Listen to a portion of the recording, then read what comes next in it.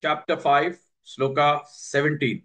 तद्बुद्धयस्तदात्मानः तद्बुद्धयस्तदात्मानः तद्बुद्धयस्तदात्मानः तन्निष्ठास्तत्परायणाः तन्निष्ठास्तत्परायणाः तन्निष्ठास्तत्परायणाः तद्बुद्धयस्तदात्मानः तन्निष्ठास्तत्परायणाः तद्बुद्धयस्तदात्मानः तन्निष्ठास्तत्परायणाः तद्बुद्धयस्तदात्मानः तन्निष्ठास्तत्परायणाः तद्बुद्धयस्तदात्मानः तन्निष्ठास्तत्परायणाः तद्बुद्धयस्तदात्मानः तन्निष्ठास्तत्परायणाः गच्छन्त्य पुनरावृत्तिं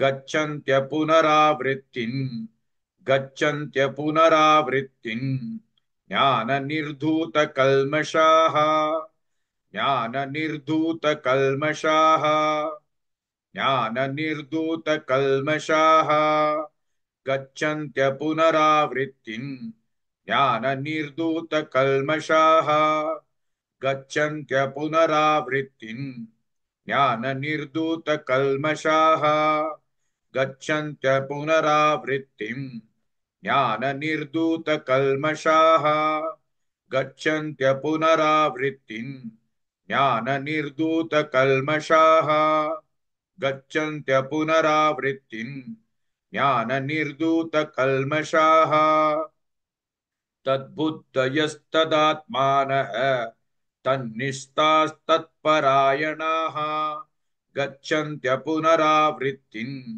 ज्ञाननिर्धूतकल्मषाः.